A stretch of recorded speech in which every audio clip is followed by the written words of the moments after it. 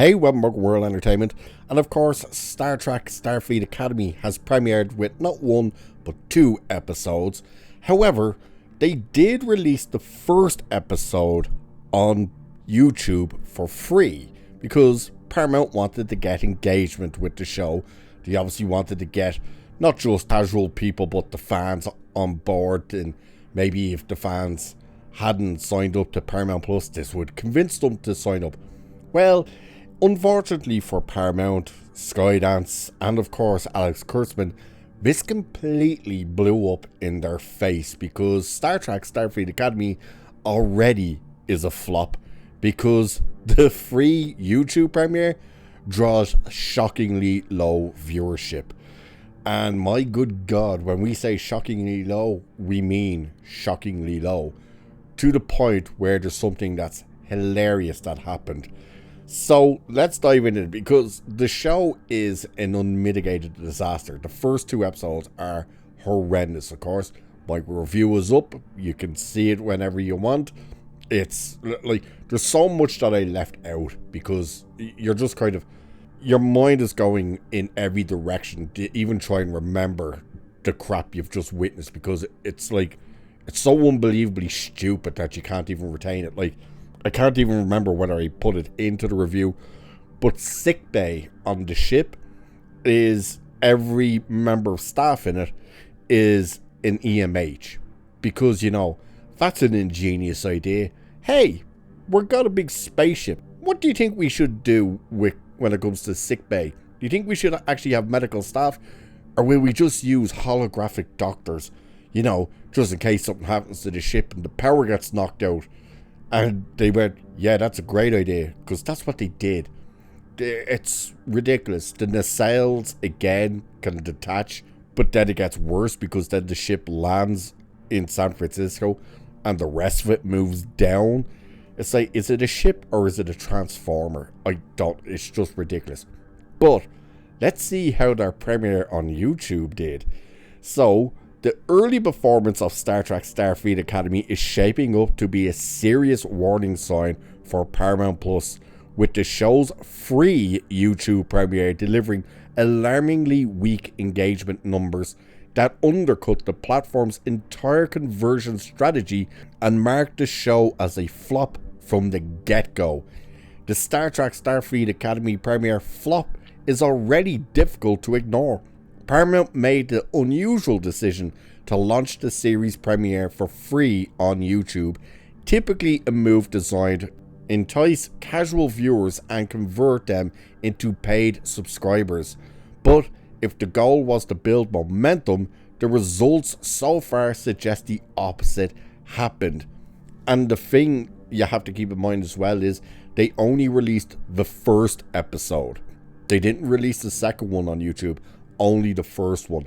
And I believe they only did it in the US. It wasn't available over here in Ireland and England and places like that throughout Europe.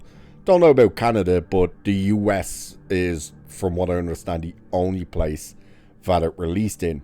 So the premiere episode of Star Trek Starfleet Academy debuted on YouTube with a live premiere that peaked at roughly 1,300 concurrent viewers. Yes, the actual live premiere brought in 1,300. And Gary from Nerdrotic posted this on Twitter, and it shows you the numbers. Paramount spent between 6 to 10 million an episode on Star Trek Starfleet Academy.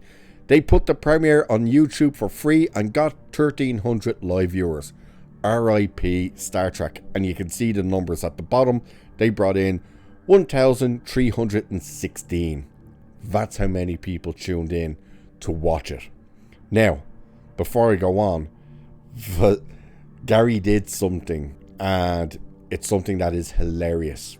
Now, we'll show you in a minute, but he wanted to see if one thing he did could beat those viewership numbers, and it did so in about 3 minutes. So, in the 11 hours following the release, the episode accumulated approximately 16,000 total views. Numbers that would be underwhelming for a mid-tier fan upload, let alone a flagship franchise entry from a major studio. These figures were personally verified and reflected the show's official release on Paramount's YouTube channel. This was not a leak, not a clip, and not an unofficial upload. It was the studio's chosen rollout strategy. And of course, they can't hide those numbers. We can see those numbers, so they're probably going, uh-oh. Yes, it got ratioed, which we'll talk about in a second, but what Gary did, Gary decided to do one thing and see if this one thing could beat the viewership numbers for the premiere with this and only this. Spock sitting on the chair with a comm badge down on the chair too. And as you can see, by the time I took the screen grab, his views were already at 2,175. It went over 3,000 viewers, by the way. So, Spock, sitting on the chair. Now, Gary was talking. He didn't come on camera, but he was talking. Racked up more views than the actual premiere on Paramount Plus's YouTube channel for Starfleet Academy. Wow. So, for comparison, successful free premieres often pull hundreds of thousands of views in their first day, especially when tied to a decades-old brand with global recognition. Instead, Starfleet Academy struggled to gain traction even with the barrier to entry removed entirely.